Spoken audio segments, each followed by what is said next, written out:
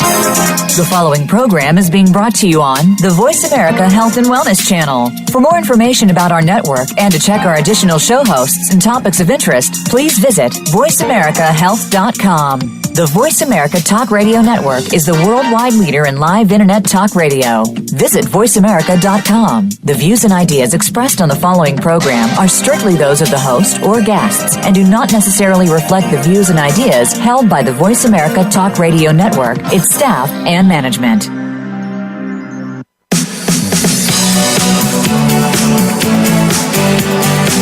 Welcome to Falling Through the Cracks. Feel alive and thrive with Dr. Rebecca Risk. Do you ever feel that even though nothing seems seriously wrong and you pass all the medical tests, that you still feel that your health, pain, and fatigue are completely out of control? It doesn't have to be that way. Listen to the tips and suggestions given on our program today and take back control of your health. Now, here is Dr. Rebecca Risk. Hi, everybody. Welcome back to the show. Today, we're talking to Mary Derbyshire. She has taught fitness and movement for over 35 years and is a certified teacher of the Alexander Technique. We're discussing her new book, Agility at Any Age, Discover the Secret to Balance, Mobility, and Confidence. Welcome to the show, Mary. Thank you, Rebecca. Thank you so much for having me. What inspired you to write this book? Well, as you said, I have been teaching movement and fitness for many years, and I've also been teaching the Alexander Technique. And I live in an area which has a large retirement population.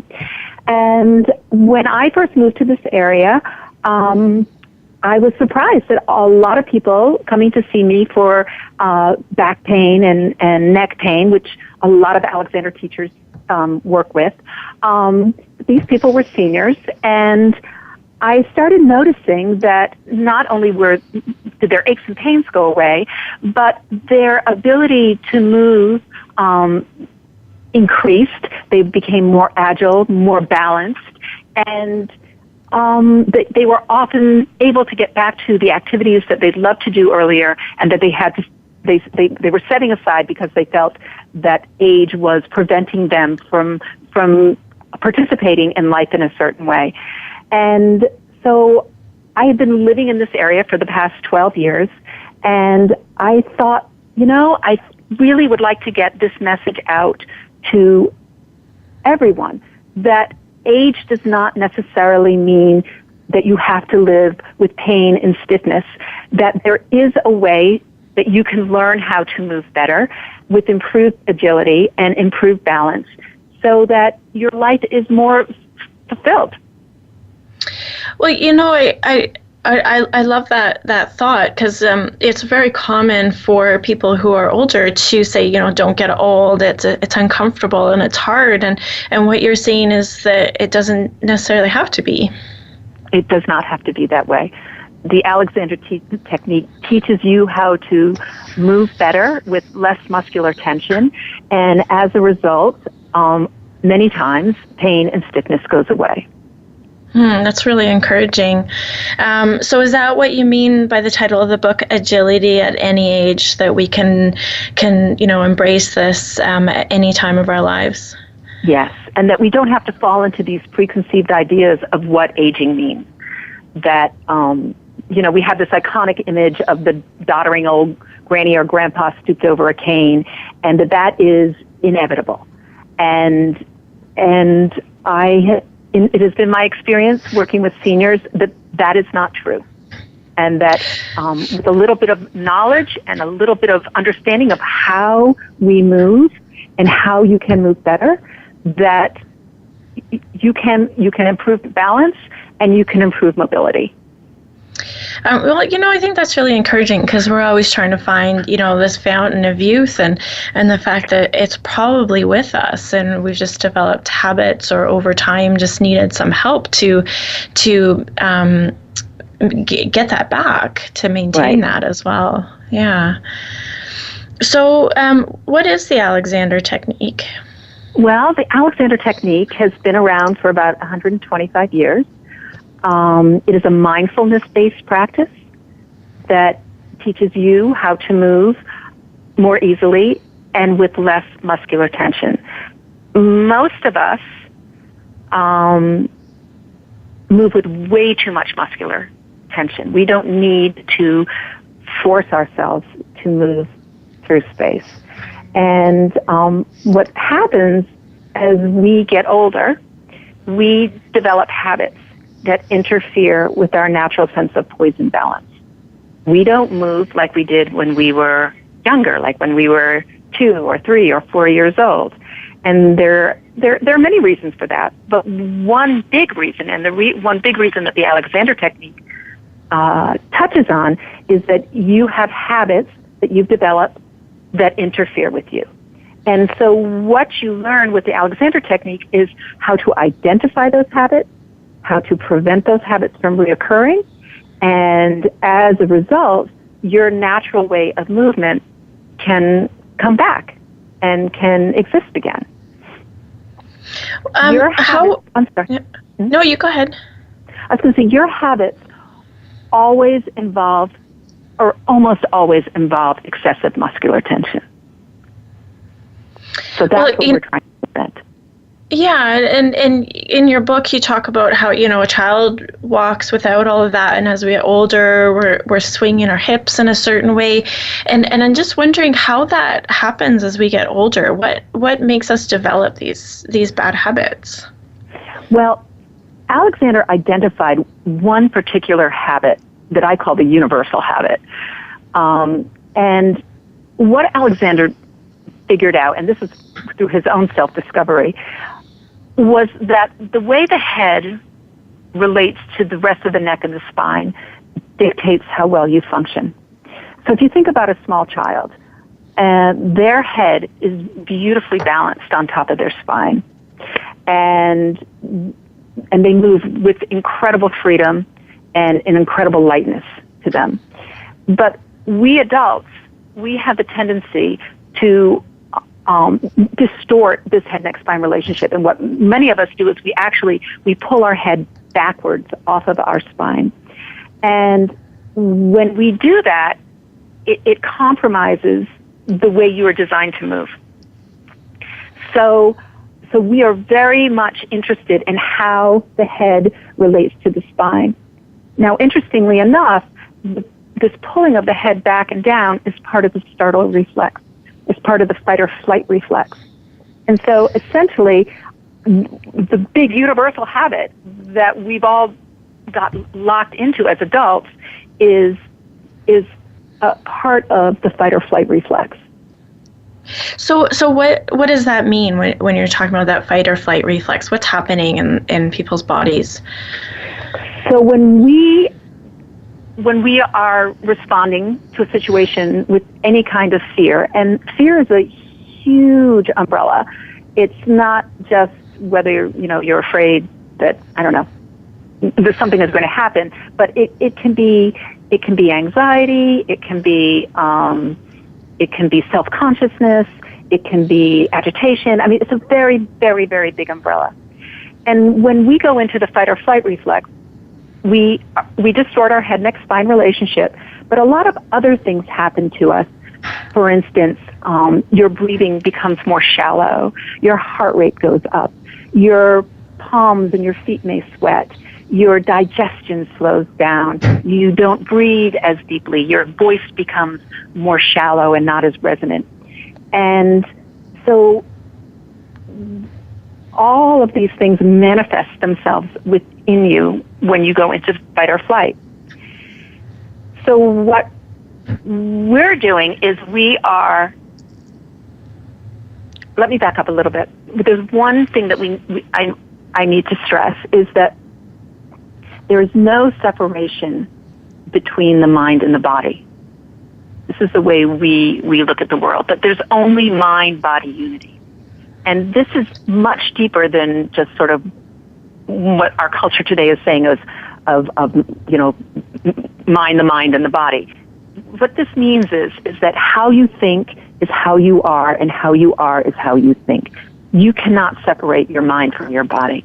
So the way we address our students, the people who come for Alexander lessons, is that we are we practice the technique by thinking of ourselves differently. because by thinking, we can affect our physicality. So we are addressing and thinking about our head, neck, spine relationship. And as a result, it changes. Okay. I want to go back a little bit as well, because we talked about, what the technique is doing with our bodies, but I think the way it developed is a really interesting story, and I think that might help people understand why this relationship is so important as well. Can you just talk a little bit about who Alexander is? Sure. Frederick Matthias Alexander was born in 1869 in Tasmania, Australia. And he grew up to become a Shakespearean actor. And he moved to Sydney. But he had a problem. He developed laryngitis. Whenever he would get on stage, he'd lose his voice. And he went to doctors, and he went to healers, and he went to vocal coaches, but no one could help him with his voice. Before one big engagement, a doctor friend of his told him to rest his voice for 2 weeks prior to getting on stage. And Alexander did this, and his voice improved. And he thought, well, this is great. I'll just get on stage and I'll be fine. But of course, he gets back on stage and he loses his voice again. And he went back to his doctor friend and said, what's going on? And the doctor said, I have no idea. So Alexander said, well, I'm going to figure this out for myself. And he put himself in a room with a mirror, and he watched himself recite and speak and recite. And he noticed that there were 3 habits that were present whenever he went to speak that became much more pronounced whenever he went to recite. Reciting is more stressful. And so the first 2 habits had to do with him sucking in air and tightening in his throat. And the third habit, the most important habit, the habit that I referred to as the universal habit, was the pulling of his head back and down. Now, he could not prevent the first 2 habits from happening. But the third habit, the habit of pulling his head back and down, he was able to prevent that from happening.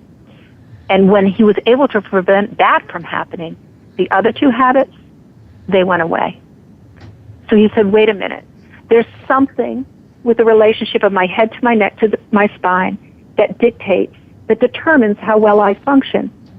Because when I don't pull my head back and down, all these other bad habits that had come about because my system was compromised, they disappear. When I don't pull my head back and down, my body moves the way it was designed to move.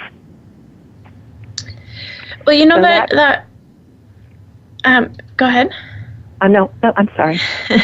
Well, I like that story because it just it makes sense for how the rest of us are. I mean, if we're just talking about the neck and shoulder pain that you mentioned earlier, or not walking properly or being stiff, we have habits like Alexander did, where we're not doing something properly and we're restricting things. So in his case, he was restricting his throat, so he was losing his voice. I think as we're living life, we're developing bad habits, as you say. Right. And the habits come from so many different areas of our life. We imitate our parents, we imitate our siblings, we imitate our friends. We have activities such as playing tennis or running, and habits develop from those activities. We sit in really, really bad furniture that was never designed for how you function, but designed for how pretty it looks. And then sometimes people have had trauma, accidents, injuries, and habits develop around the healing from that injury. Well, that makes sense as well. Yeah. Go ahead. You were going to say something. There are many places that habit comes from, and so we start we start to see, oftentimes people say, when do we start to pull our heads back and down? And we tend to see it around school age, or in 4, 5, 6 years old, when children first enter school, when they become very sedentary. I think it's also a time when they become self-conscious. They're leaving home and they're starting to feel, for the first time, independent. And so that's when we start to see the distortion of the head, neck, spine. And then we see another big bout of it around adolescence. That makes sense as well. Adolescence would be stressful with hormone changes, plus all that pressure that we go through. So that fight-flight response when we're stressed out about growing up, I think. Right. Yeah. So is there a way to prevent this habit even happening? Like, should people start learning the Alexander technique early on so that they're not developing those bad habits? Yes, that would be fantastic. That would be absolutely fantastic. It would be great if we could get it into elementary schools and just have children more aware of their own physicality in a constructive way. The furniture, the school furniture that our children are sitting in is just awful, and a lot of school furniture, the seats slope backward, and so in order for the child to sit over its desk, his or her desk, they have to slouch forward. So a lot of furniture encourages what we call bad use. It encourages bad movement and encourages poor posture. Well, that's not a good start to our lives. We're going to take a short break, and we're going to talk more about this when we get back. We're talking with Mary Derbyshire. She's the author of Agility at Any Age. We'll be back shortly.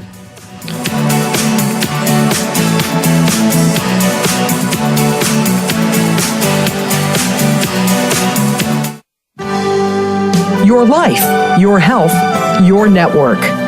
You're listening to Voice America Health and Wellness.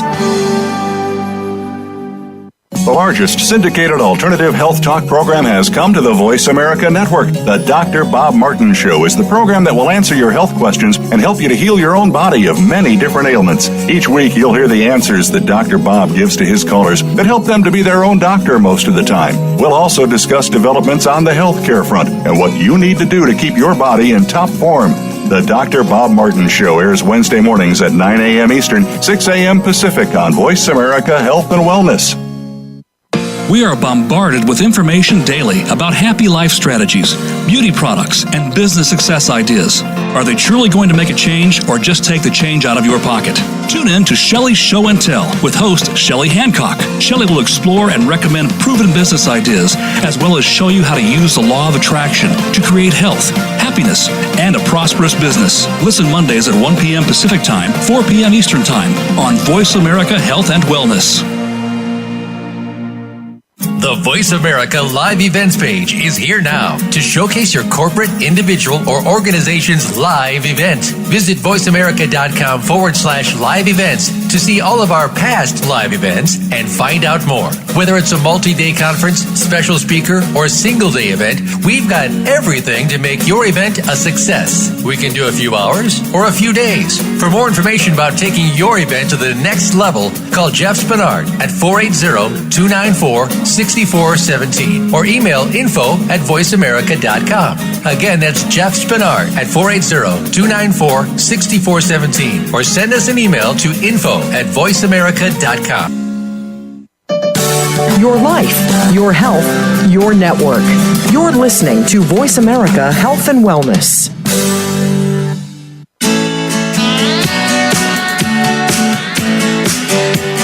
You are listening to Falling Through the Cracks with your host, Dr. Rebecca Risk. To reach the program today, please call in to 1-866-472-5792. Again, that's 1-866-472-5792. You may also send an email directly to Dr. Risk. The email address is anantacalgary@gmail.com. Now, back to Falling Through the Cracks. Feel alive and thrive. Hi, everybody. Welcome back. Today we're talking with Mary Derbyshire. She's the author of the book Agility at Any Age. Mary, before the break, we talked about when our posture, starts to decline. And you said it's when we start school. And I would think that one of the main things there is that we're sitting. And can you just talk about how important that is? The way we sit is extremely important. The habits that we show when we are, the poor habits that we show when we are sitting, transfer over to when we stand, when we walk, when we run. So sitting is a really great place for you to start to sort of figure out how you're interfering with your natural movement. So I want to give everyone a little sitting lesson, if I may. Is that possible? Yes, please. Okay, so if you're sitting, if you're in your kitchen or you're near a firm chair, I want you to take a firm chair, like a kitchen chair or a dining room chair. And the chair should have as flat a seat as possible. We don't want it to be sloping backwards. And I want you to take your hands, and I want you to slide your hands underneath your bum with your palms up. And you're going to feel on your palms, you're going to feel these bony bits, your sits bones, S-I-T-Z, your sits bones, or otherwise they're known as your ischial tuberosities. And now I want you to slide your hands out from your sits bones, and you will be sitting on your sits bones. Now, in order to sit with any degree of ease, you have to be sitting on your sits bones. Most of us, or many of us, we have a tendency to sit backwards off of our sits bones, closer to our lower back or our sacrum. And when we do that, that automatically will make us slouch. And you can play around with this as you're sitting right now and as you're listening to me talk, that if you rock back a little bit towards your back, you are automatically going to slump. And why is this so important? Well, one, we don't want to slump. Slouching's not good. We don't breathe well when we slouch. We're compressed. Our insides are compressed. We don't digest well. It impedes good blood flow. We are designed to be upright and to sit tall and to stand tall. So the other thing about sitting in a chair is that your feet need to be behind your knees when you sit. Many people sit with their feet way too far forward. And it's much easier to sit if your feet are a little bit behind your knees, closer to the chair. Now, why is this important? If your feet are too far forward, when you go to stand, you're either going to have to haul yourself over your feet, which takes a lot of unnecessary muscular tension. Unnecessary muscular tension is bad. Or the other thing you're going to have to do is you're going to have to lift your feet up and push your feet into the ground, stand up. Once again, that will bring about unnecessary muscular tension. We want to make movement as easy as possible. When we move well, we move easily and lightly. When we're not moving well, we are heavy and not energized. And we don't move with a lot of agility. So those three simple things: sit on a hard chair, sit on your sits bones, and place your feet a little bit behind your knees will help you sit better. So when you say, excuse me, that we can feel, heavy with the wrong muscular tension, are we creating fatigue by not doing things properly? Yes. Yeah, that's. Go ahead. No, definitely, because if we are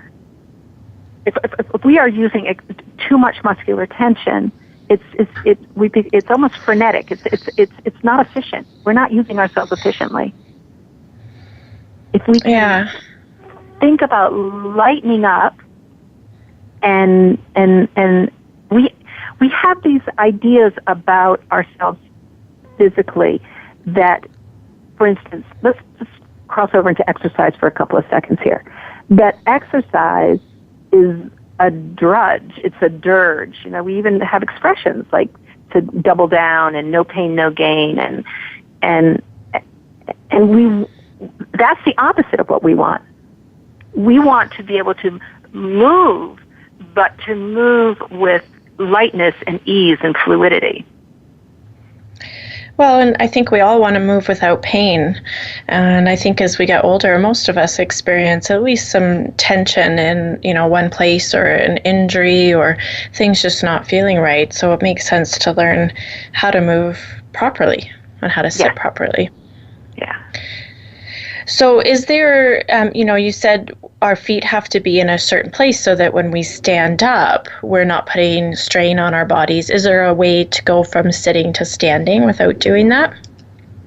Sure. So when we stand up, we want to bring ourselves over our feet to stand. Okay? So we don't want, what I see very often in my practice is that people will stand too soon. So they don't wait until their torso is over their feet, which allows them to stand. So if they stand too soon, they have to push themselves up. So that's one thing about standing. The other thing is that standing is innate. Your body knows how to stand. You don't have to impose standing on your body. So as soon as you have the wish to stand and you bring yourself over your feet, you can allow standing to happen. And this is important because many people push with their feet to stand. And when I'm working with people and I'll say, don't push into the floor when you stand, they'll think I'm nuts. Well, how else can I stand? But if you think of a small child, think of how they go from a standing position to a squat, from a squat to a stand. It's just effortless, right? We want to get back to that effortlessness. I remember when my niece was a baby and she would sit straight at the table, and she didn't have any of those bad habits the rest of us had, and my mom was like, just look at that, where are we getting this all from? And there's this little child who hasn't been taught anything, and she's sitting straight at the table and squatting and rolling around and doing everything with ease, without any of the issues that we're all having. Exactly. That is exactly what I'm talking about. Exactly what I'm talking about. And her head was beautifully poised on top of her spine. Yeah. And that's the key right there. That is the most important part. So I think most people listening probably spend 8 hours a day sitting. And is there something that they can do so that they're not putting that undue stress of sitting? Because even if you're trying and you're conscious about the posture, I know after an hour it's going to slip on you because you're going to get fatigued. So what can people do to prevent that? Sure. Okay. The first thing is I encourage everyone to go and buy a sitting wedge. A sitting wedge is just this little contraption that you're going to put on top of a chair, and it's higher towards the back of the chair than it is towards the front of the chair. And what this does is it elevates your hips a little higher than your knees. It is easier for you to sit when your hips are a little higher than your knees. Remember, chairs are not designed for how we function. And so a sitting wedge will make it much easier to sit for longer periods of time. But with that being said, it's also important that you don't sit for long periods of time without breaking it up, without getting up and moving around a little bit. We humans are designed to move. We are not designed to sit. sitting is actually almost artificial in many ways. And chairs are a relatively new addition to our lives. 150 years ago, only the rich and the very wealthy and the royals sat in chairs. The rest of us sat on stools or benches or rocks, or we squatted. So if you have to sit at a desk or behind a computer or in front of a computer or whatever, you want to, every 20 to 30 minutes, you want to stand up. All you have to do is stand up and sit down, or stand up and walk across the room and then sit down again. But don't stay seated for long periods of time. And that applies also with cars. If you have to go for a long car ride, break it up. I know stopping every half hour may be a bit much, but stopping every hour is definitely doable. So I have a chair that I can make slope slightly to the front. It sounds like it's like your sitting wedge. So my hips always sit higher than my knees. Is that something that people can do as well? Yes, if they're fortunate to have a chair like that, that's great. Yes, absolutely. Yeah. And the same thing applies with your car seat. Some car seats you can do just like you're saying with your seat, your chair that you have. You can elevate the back part of the seat. But a lot of car seats, they fall backwards, and so you're getting a sitting wedge for your car is a good idea too. Yeah, I think, most people, I'm just thinking of, watching friends and family drive, they're definitely slouching and they lean their chair back because they say it's more comfortable, but obviously it's probably more comfortable because they're giving into that tension that they've created from doing that for years. Absolutely. And so you raise a really good point. So tilting the seat back, which everybody loves to do, and I'm always telling them to bring it forward. You want that seat to be forward because you want to be sitting upright. That will be much more comfortable. You're going to have to get used to it because you've become habituated to leaning back in the car. But over a couple of days, you'll say, "Wow, this is so much better." So what kind of changes should we expect to see over time if we start to sit properly from, the slouching and leaning back and all of that? Well, hopefully pain and stiffness will be eliminated, and you will start to move better, move more easily. When you start to really pay attention to how you move, and you start to ask yourself to use less muscular tension, and you ask yourself, how can I do this more easily? How can I let me tell myself to let go of unnecessary muscular tension. Let go of unnecessary muscular tension, especially in the tongue, in the jaw, and the neck. Allow my head to release on top of my spine. You will find that movement will become easier. You will feel more in tune with your world. You will feel calmer. You will find that your balance improves, your mobility improves, and of course all of that, you start to feel better in your skin. You start to feel more confident in who you are and what you can do. Oh, I think we all want a little bit of that, that's for sure. So you talked about, being aware of your tongue and your jaw and your neck. And what does that have to do with, our posture and our balance? When we pull our heads back and down off of our spine, when we are responding to our world that way, we are contracting all the muscles, or all these muscles, in our neck and throughout our back. It's a tightening and a shortening. And that affects your posture. That affects how you move. Well, that definitely makes sense. What happens when people say they have problems with their jaw, if they're grinding their teeth? Is that going to affect them more than other people? Yes, as far as their posture is concerned, yes. Yeah. Yes. So if you are a tooth grinder, if you do grind your teeth, you have a lot of excessive muscular tension in your jaw and your tongue.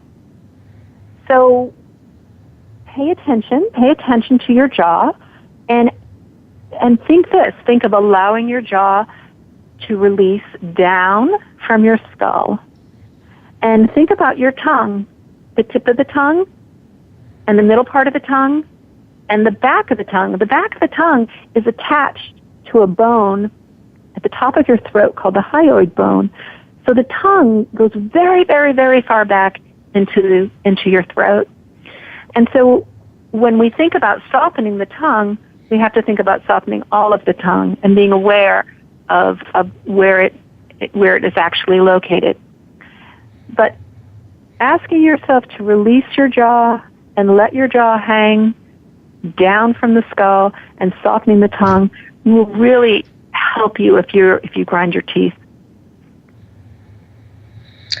Well, that definitely makes sense with everything you're saying, and I know there's a lot of people that are carrying tension there these days with extra stress and that kind of thing. So it's good to be aware of those things and try to work on them.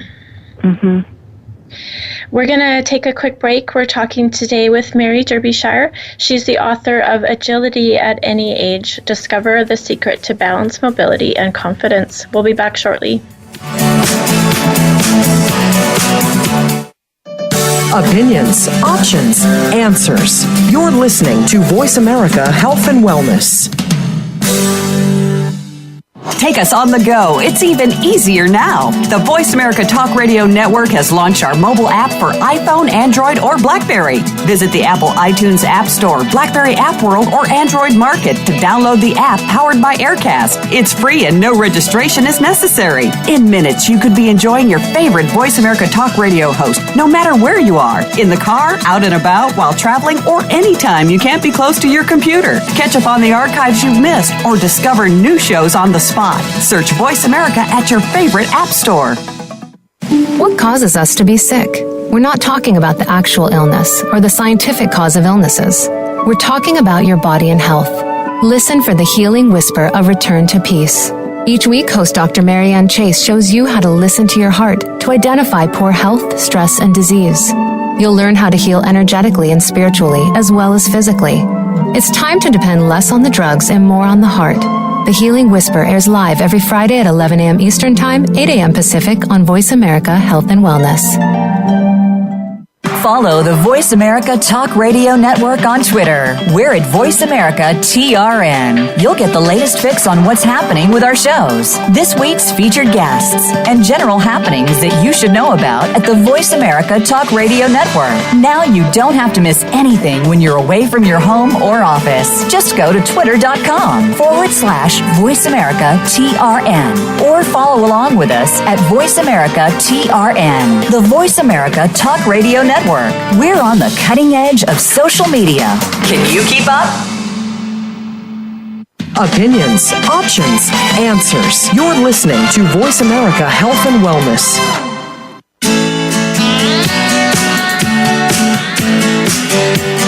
You are listening to Falling Through the Cracks with your host, Dr. Rebecca Risk. To reach the program today, please call in to 1-866-472-5792. Again, that's 1-866-472-5792. You may also send an email directly to Dr. Risk. The email address is anantacalgary@gmail.com. Now, back to Falling Through the Cracks. Feel alive and thrive. Hi, everybody. Welcome back. Today we're talking with Mary Derbyshire. She's the author of the book Agility at Any Age. So, Mary, before Sorry, I lost my train of thought there. I just was wondering what it looks like when people are off balance. You mentioned that at the beginning when, people are older and they're losing balance and things like that. But not everybody realizes that they're in that category. So what does it look like when we're approaching, whether we're older or not, that we're losing our balance or it's not perfect? Well, amazingly, our balance starts to become compromised when we're in our mid-40s. And you may not see it or you may not experience it, but that's when we really need to start thinking about balance. A person who is off balance or whose balance needs to be improved, you will notice that they don't move well through their feet. And you'll see that there's a lot of immobility through their ankles and the rest of their foot. They don't swing their arms easily when they move. And it's almost like they're moving in one plane. They don't have a lot of resilience through their structure. When we walk and we walk well, we walk through our foot. We walk, as I say, we walk through our big toe. Many people who have compromised balance, what I've seen is they lift their toes up in the air when they walk, and you will know if you are one of these people because you either will find that you have a hole at the top of your sock, or you'll find that you get holes at the top of your slippers or maybe even your sneakers if it's really bad. So if you think about, instead of holding your toes up, instead you think about allowing yourself to walk all the way from the heel to the big toe. And the big toe has two huge jobs. It helps you balance. It's a big part of your balancing system. And it also propels you forward. So what happens when you're able to engage this big toe, you end up feeling like you're rolling forward. You feel like you're almost floating forward as opposed to taking step one, step two, step one, step two. Okay, so can you just walk us through, if we realize that we're one of these people that's not walking with our toes properly, what we can do to help that? So, first thing is you need to make sure that you're wearing shoes that are flexible and the sole of the shoe isn't too thick. You do much better when your foot can make contact with the ground in a real way. So you want flexible shoes that are not too tight. Many of us wear shoes, believe it or not, that are way too small. And we wear socks that are too tight. Now, why is this a problem? When your foot is moving well, your toes are going to be releasing forward from your footbed. And if your shoes are too tight or your socks are too tight, that won't happen. Your feet will be cramped. And so proper shoes, proper socks are the first thing. When you walk, your heel strikes the floor. You actually are striking the floor, not at the back of the heel, but a little bit further forward in front of the heel, sort of the mid part of the heel. And your body weight crosses the foot towards the toe, the big toe, the ball of the foot and the big toe. So you want to roll your foot. You want to be feeling as if, or allowing your foot to roll towards the big toe. Did that help? Yeah, I think so. I'm just wondering if most of us are wearing shoes that are too small. How can we tell that? That's a really great question. We need to have our foot, our shoes properly fitted. So many of us buy our shoes off of a rack, and nobody is properly fitting our feet with shoe. So go to a good shoe store and have someone properly size your foot, and try on shoes from at a good shoe store that can start to point you in the right direction of what kind of shoe will fit your foot. So, well, I mean, that definitely makes sense if we're looking at how we're walking, and, our shoes need to be proper for us. And I think just like most of our clothes, we don't always realize, we think they fit and they kind of look good, but we don't really know all the rules, right? Right, absolutely. But, investing in a good pair of shoes that fit you well, it's imperative. Your feet, we malign our feet, right? We shove them into these shoes that once again, they were not designed for how we function, but by how pretty they are. Yeah, of course, they always are. Right, and if you're a woman, oh my God, do not wear high heels. Do not wear high heels. I can't tell you the feet I have seen from high heels. It's Chinese foot bondage. I mean, it's, no high heels. And if yes, I understand every now and then you're going out, then wear a wedge. But don't elevate that heel and put all that pressure onto the ball of the foot. Yeah. Not only does it just really ruin your feet, it ruins your knees and your lower back. Yeah. Well, and, when we're looking at posture, if our head is important, I'm guessing our feet are just as important in that process. I would say they're important. Most important is the head. But yes, the feet are very important as well. Okay.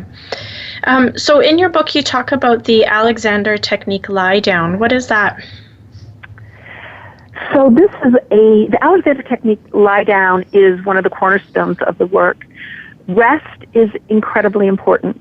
We live in a world where we just go, go, go, go, and go. And the first step of the Alexander Technique is to stop.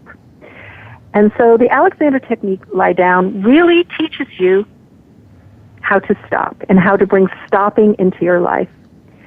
And the way that we do it is that we lie on the floor. If you are not able to get down to the floor, you can do it in your bed. And you lie with a couple of books underneath your head. So it's underneath the back of your head. And you lie with your feet so that they're flat on the floor, which means your knees are pointing towards the ceiling. And you just place your hands on your rib cage. And you lie in this position for 5 to 20 minutes, once or twice a day. And you pay attention to where you're holding on and where you are, where you have unnecessary muscular tension. And you ask yourself to let go of this tension. And this is, I say to people, if I were to tell you there's one thing that you could do that would alleviate or eliminate pain, calm you down, make you happier, give you more energy, and it was free, and it was very rewarding, would you do it? The AT lie down is transformational. It's completely transforming your life. And it's a practice. It's a practice like meditation is a practice, like yoga is a practice. And if you bring this into your life, I guarantee you that it will have profound effects on your life, on your day, and who you are. So how often should people do this? They should do it. It should be a daily practice, at least once a day.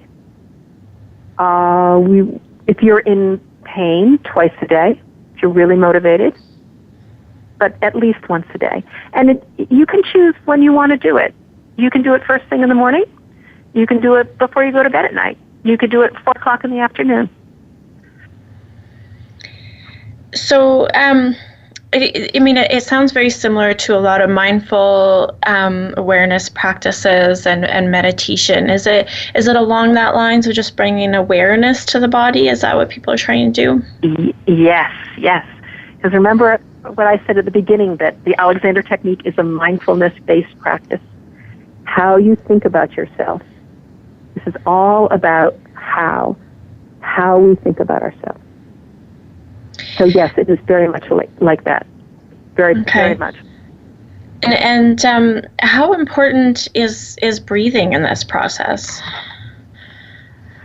Breathing is the fundamental. That's exactly where Alexander started, was with the breath. And if you're not moving well and you have too much muscular tension in you, your breathing is not going to be free. It's going to be restricted. And so when you start to lighten up and release unnecessary muscular tension, your breathing is going to become more free and more expansive. And as a result, your voice is going to become more richer and more resonant. So what does it look like to breathe properly? People who breathe well have a resiliency and a buoyancy throughout their torso. And there is an expansiveness. It's the action of the ribs is like a billow. And so when they exhale, there's the release, and then the inhalation. You'll have this expansiveness of the ribs to the side and to the front and the back, and it's just very open and free. Well, I know in some of my experience, if we're not breathing properly, we're not moving our rib cage. So then, of course, that can lead to anxiety or be caused by anxiety. And then there's a lot of tension that can develop from not moving properly, just like not sitting properly, I would guess. Mm-hmm. Yes. And as a result, the voice is less resonant, it becomes thin. And we all know this. We know this when we're nervous, that our voice becomes higher and it doesn't feel as rooted in our bodies. So we're going to have to end the show, but I know that there's a lot of people listening. They're probably really interested in how they can help themselves with this. And your book is coming out in a couple of weeks from now. Is there a way that they can get a hold of your book or get any more information? The best thing to do right now would be to go to my website, mderbyshire.com. There is a free first chapter that you can opt in for, and you'll receive it in your email inbox. And when the book becomes available, I will take those people who are interested, and I will send them an email and a link to purchase the book. Well, that's great. I want to thank you so much for joining me today. This was a really informative episode, and I think that it's something that we can all benefit from, because we all have bodies, and most people have poor posture unless they've worked on it already. Thank you so much. And I want to thank everybody for listening. Just be sure to make today a great day.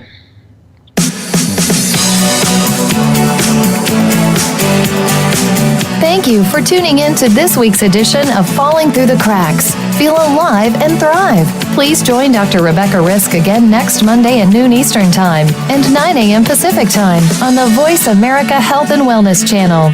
We'll talk more next week.